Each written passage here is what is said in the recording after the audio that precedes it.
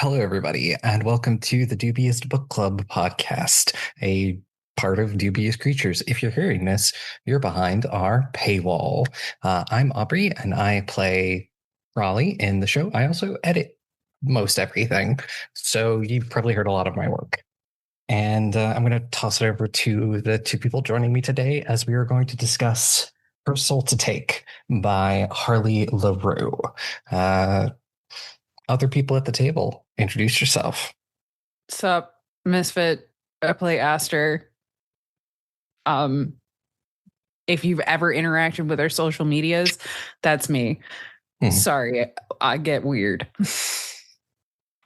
Hi, I'm Sawyer. I am the storyteller for The Vampire with No Name, as well as the main creative lead for Dubious Creatures Press. I play a bunch of characters who you don't care about, and Sebastian, who you weirdos care about way too much. So, yeah. And I'm here against my will. No, you're not. You totally agreed to this. You needed somebody who wasn't just going to fawn over sexy demon Blorbo, so here I am. And we appreciate you for it. But yes, before we really get into everything to do with the first half of this book, just a quick warning for all of you listeners. Her Soul to Take is a dark romance novel, and in such, it contains a lot of content warnings. The big ones to be aware of are depictions of death, the sexual content, graphic violence, substance abuse, death by suicide. And in particular, there's a lot of kink and fetish content, horror elements, non-consensual drugging, and depictions of hard kink and edgeplay, and consensual non-consent. How are we going to rate this book? Out of blood bags? Out of blood bags, yes.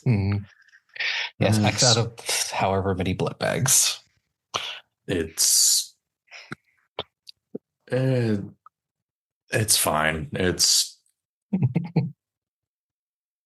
decent if, like, you have got some alone time in the tub on a Saturday afternoon. Yeah, we all know why people are here. It ain't for the prose. Sometimes the prose is good, but yes, no, it's mostly because it's the kinky fuckery. Yeah. Yep. Which I do have some questions about, by the way. Yeah, no, we will certainly get to those.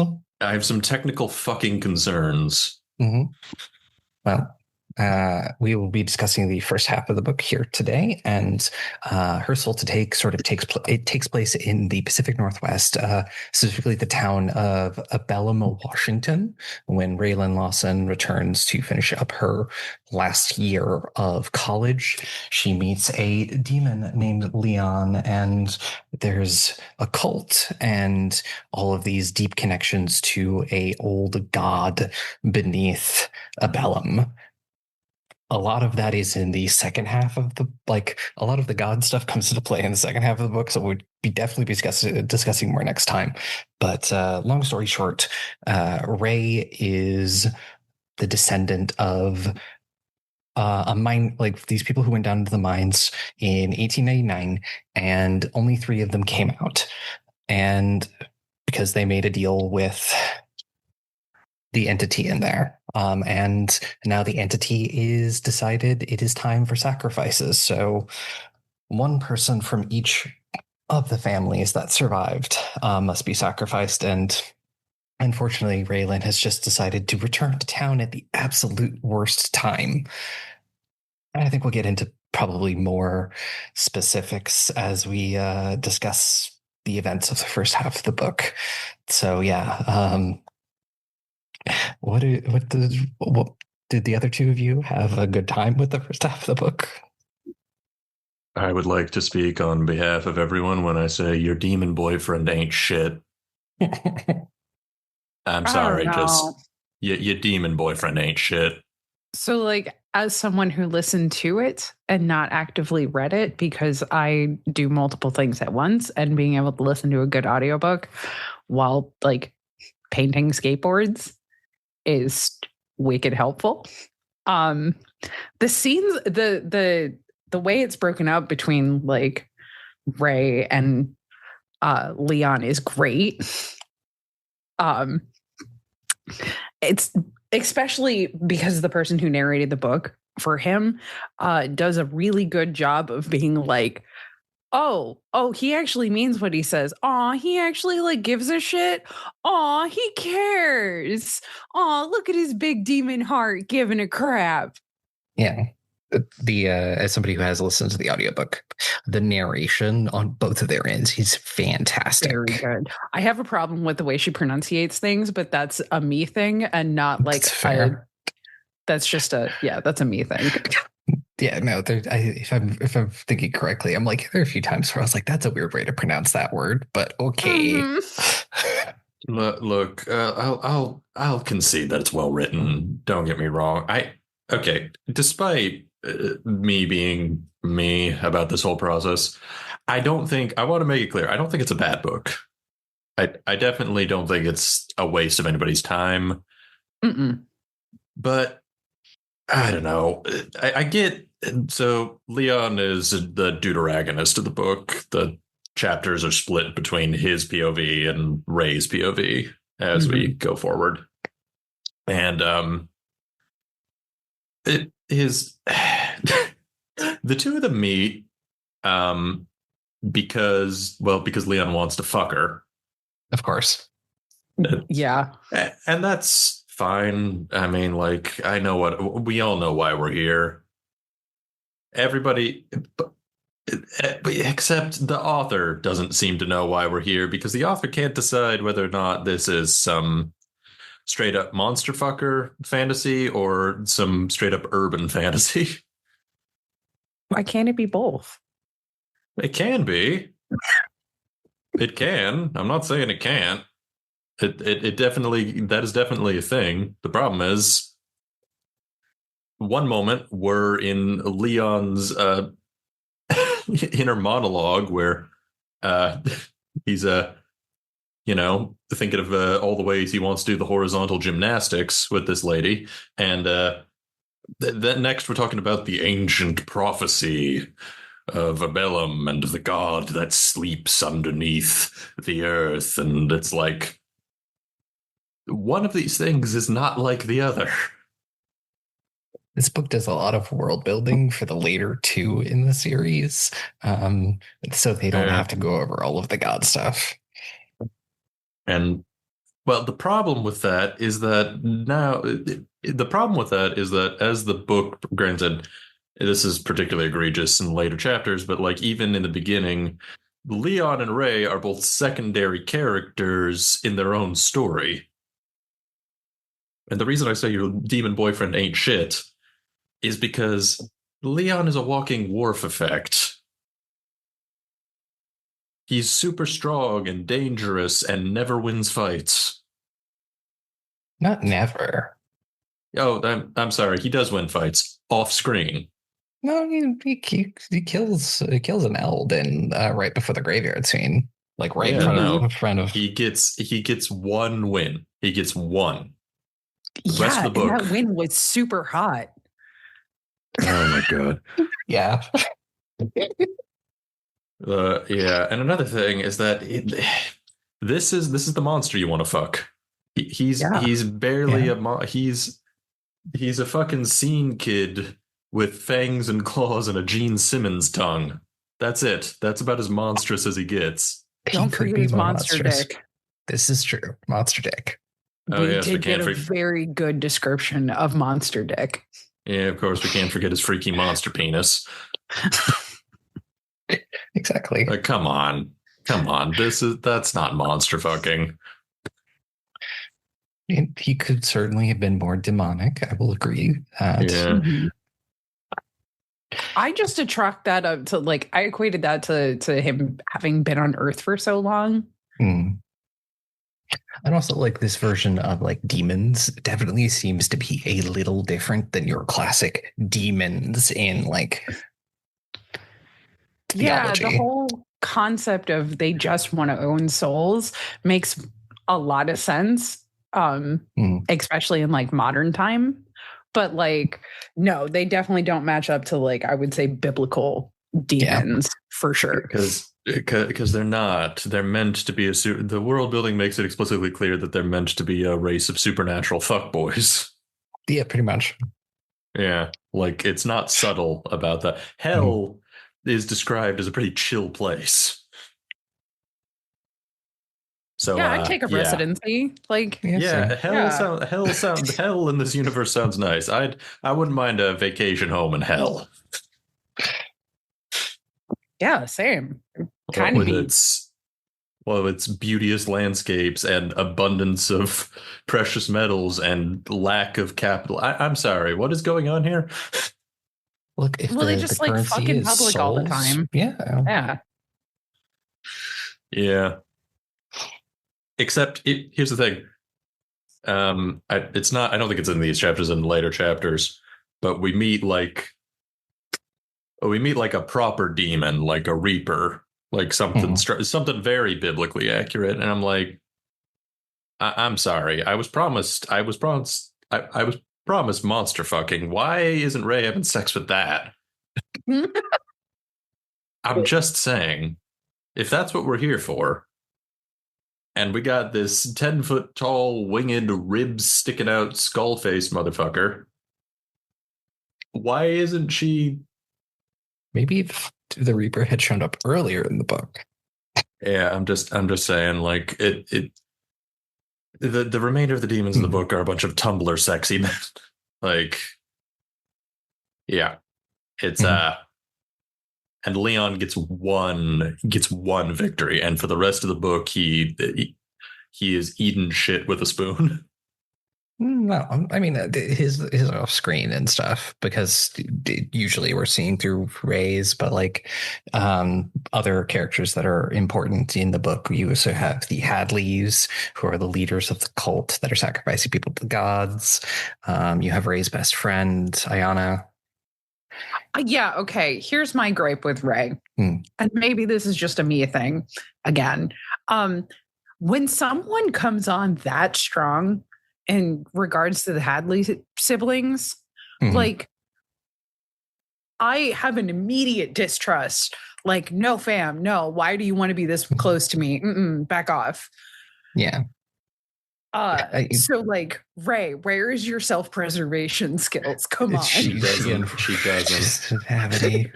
She doesn't have any. All right. Ray's entire personality is don't bully me, I'll come. I resemble that, but I still have self-preservation skills. If she had self-preservation, then her meeting Leah. So there's a scene very early on in the book where she meets Leon for the first time. Leon is just truly ferocious douche, like the sort of person you warn the flight attendant about when you sit near them on the airline. But instead of, no survival skills, just like her, because we see her internal monologue, and her internal monologue outside she's like, oh boy, inside she's like, oh boy. Why is he having such an effect on me? Girl, I've asked that question too. It's like, girl, come on. But the romance doesn't work. Like, their whole shtick doesn't work if she doesn't have the emotional fortitude of wet toilet paper. Pretty much, it's one of those things where it has to be like that for the other parts to happen. Like, if she actually truly had self-preservation, she would have packed her fucking car and left back to Spain as soon as weird shit started happening. Why didn't she not go to Spain? First off, this could have been a very different book if she had just gone to fucking Spain. Like, one of the things I'm like, her dad's gotta know weird shit is going on. There are definitely plenty of emotionally unavailable fuckboys named Leon in Spain. I'm damn certain. Yeah. Yeah, Ray is... I like her cat. That's about the nicest thing I have to say about Ray. Oh, cheesecake. I love cheesecake. Yeah, the food cheesecake. And the cat. Yeah.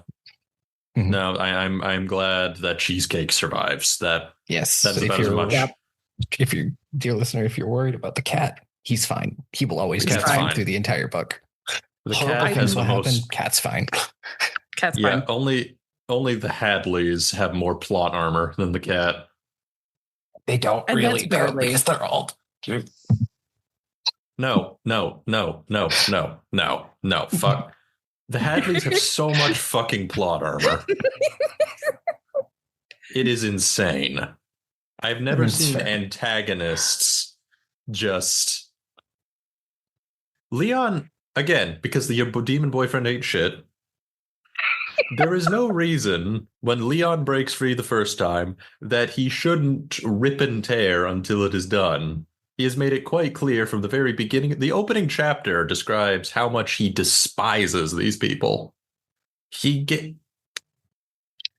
a vague notion of something vaguely mysterious radiating off of Everly and decides, this internal vendetta against this family that has tormented me for God knows how long, it can wait. Because, oh shit, she's giving me the protagonist eyes. Ah, fuck, I gotta bounce, man.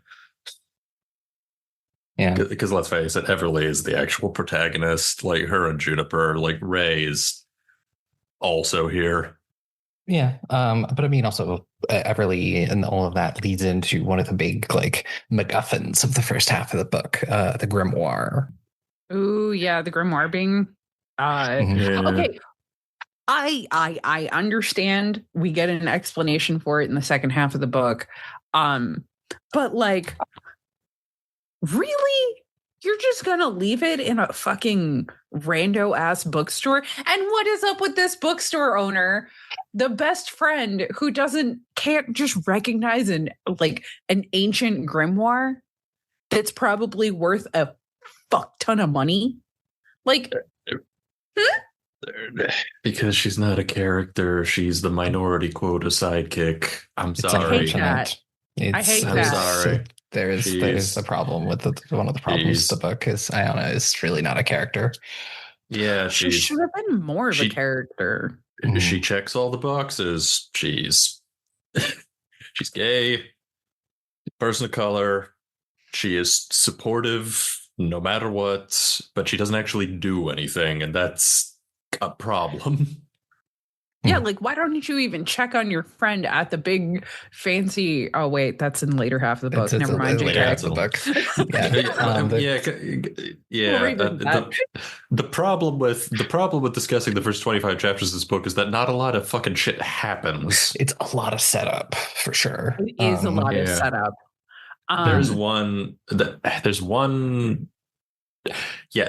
sex scene. I think I might be misremembering. No, I think there's two. There's two. Well, no, yeah, you're right. There is two. The first one. There's like two actual sex scenes. I labeled all of the smut in my physical copy, and there were 5 smut scenes. No. Like 2 of them were actually like sex. One of them was the finger banging, and then 2 of them were like. Oh, By the way, no, back the fuck up. We're gonna talk about this. So, for those of you listening at home. This is where the content warnings definitely come up. So if this ain't your thing, you should probably pause now. So early on in the book, Ray kind of just fucking randomly runs into Leon and fuckboy numero dos, Zane, who's also a demon, by the way. I'm going to be using the terms demon and fuckboy interchangeably, I feel. And, one thing leads to another. You awkwardly run into this guy you don't like in this bar you've never been to before. Next thing you know, you're letting him finger bang you up against the wall in this alleyway while his friend watches. You've clearly never made questionable decisions. Oh, I have. I know exactly what that situation is like, which is why I posit to you this. How is he doing it? Ray it's made very clear from the beginning that Leon is a lot taller than Ray, right? And in that scene, Ray has got her arms around his neck, and he's got his fingers in her unmentionables. But speaking of somebody who is very tall, that height difference, the math ain't mathin'.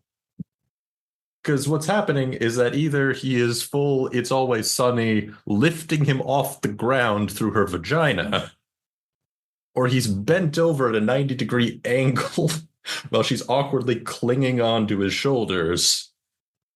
And Zane's just watching the entire time as they tried to make this mechanically work. Like the entire time. I couldn't stop thinking about the height difference. Because it's a factor. It's true. Especially if whoever you're with is shorter than you.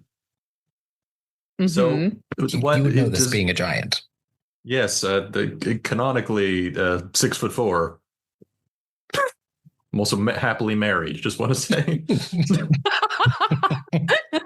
happily married. My wife is also shorter than me. Anyway, but we're not talking about me. We're talking about listeners' brains just went, "Oh, really?" Yeah, we're not talking about me. We're talking about Leon and his extendo arms, apparently, because that's the only way I can figure this working. Was she wearing like heels? Because that would make it work. If she was wearing I think it was like combat boots or something. Oh, then so they might have had a heel on them. Heel on them, yeah. Okay, so, like, okay, but it doesn't say explicitly though. Did they go into non-explicitly? Mm-hmm. I know, but like mostly it's just about his fingers worming their way into her panties. See, that's where my issue comes in. Like, bro, you would have had to drop them trows. Yeah. So like her. The problem with the descriptive, I swear this isn't just me being a pedant. The problem with the descriptive scene, especially with a descriptive sex scene, is that the more detail you include, the more the reader is going to be like, wait a minute. I didn't stop to think about the physics of it. I'm going to be so for real with you. And I stopped to think about the physics. Well, that's because, and I mean no offense by this. You two don't have problems getting through some door frames. No, I'm 5'4". I'm very short. Yeah. I have to think about these things all the time. But I do have a friend who is 5'4", and watching them go through door frames is kind of hilarious sometimes. Yeah.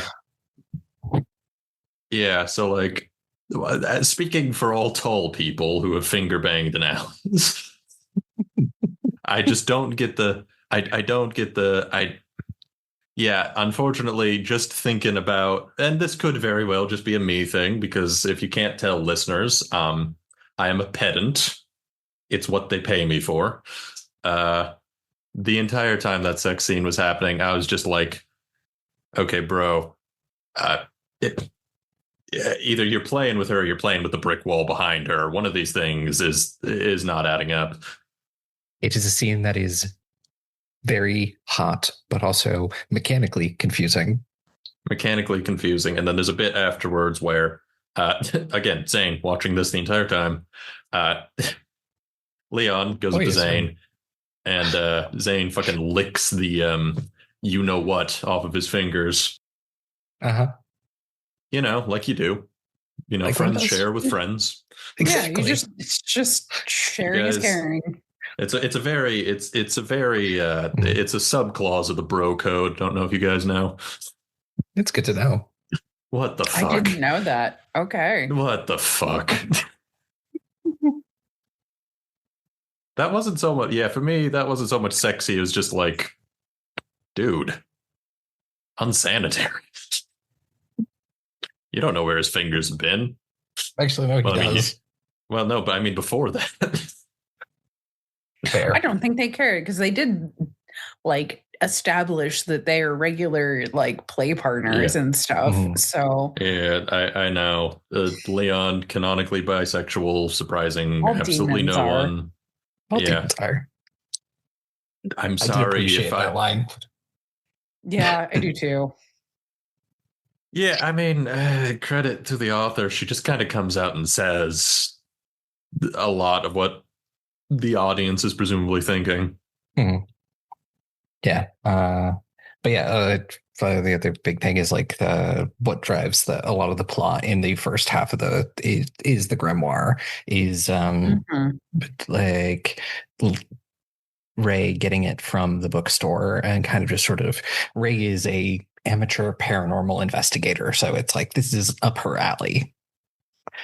She also wears glasses, by the way, folks. So The number of people who I've recommended this book to and have turned around after reading like the first few chapters and go, is Ray you? And I was just going, okay, yeah, no, that's, yep. Jinkies, Velma. But yeah, no, she's a paranormal investigator, like the amateur paranormal investigator. So it's all like up her alley. So she starts like reading about it, and she has a YouTube channel that's not doing great. So she's like, fuck it, let's make some, let's summon content. A demon. Sure, fuck it. All the while being like, this is a horrible idea and I shouldn't do this. Oh, my integrity as an investigator. God, the things people will do for internet clout these days. I love how her initial motivation is just like, oh, I got to get engagement up on my channel. This is too fucking real. I'm gonna be honest, that might be the best part of this book. Just how real it is. I gotta get fucked over a church pew because the channel will suffer otherwise. It's for the content. I need that content. But you just know YouTube is immediately going to shadow ban that shit. Yeah, no, and so like the first part is like her kind of flirting, arguing with Leon, the finger banging scene, and eventually leading her up to St. Thaddeus, an old abandoned church near the mine shaft, where she performs the ritual and summons Leon. This is after he was recently dismissed by the Hadleys because they lost the grimoire and could no longer control him. For plot reasons. Yeah, because when you have a demon who from chapter 1 has made it quite clear that he would like to go full Dante's Inferno on these fuckers. Sometimes, Hadley Sr. is a dad. You misplace your glasses. You don't know. You look in the fridge. An ancient grimoire. Yeah, you look in the fridge. Yeah, you're like, where's the mustard? Like, the mustard's right in front of you. You displace your family's ancient tome of magical. It happens. You get to a certain age. What the fuck? Yeah. Yeah. Like, seriously. And reading like the rest of the book and the others, like I know why the grimoire went missing and what happened with it and how it ended up in Ray's. It's just like, I do wish it was a little bit more in book 1. I do too. Yeah, which is another mortal sin this book commits. So much stuff either happens to the protagonist because of stuff happening off screen, or it just straight up happens off screen. Yeah. For anyone who's listening that's curious, is all 3 books kind of happen at the same time. Like their timelines pretty much overlap. Like some of them start a little earlier than this book or end a little earlier than this book. But yeah, it's all 3 of them happen at the same time, and they're all about 3 different couples. What's even more infuriating is that later we get to meet the actual protagonists of these series, and all these conversations basically boil down to like, okay, no more from you, sweet cheeks. I've got a plot. You, on the other hand, have a sex scene to get back to. Yeah, so there's a lot of, after Ray accidentally summons Leon, there's a lot of back and forth. Then a lot of these supernatural things just start happening really quick. We learn a little bit more about the god underneath. We learn that there are these sort of weird creatures called the Eld, who I do like the Eld. Yeah, the Eld are a great cool. Sort of. I thought they were very creepy. Like I did enjoy that. Thank you for checking out the Dubious Book Club podcast. If you like what you hear, please go over to our fourth wall and subscribe to hear the entire episode and all of the episodes following. And remember, you can go to our Discord server and help us vote on the next book we will cover. Thank you. See you later.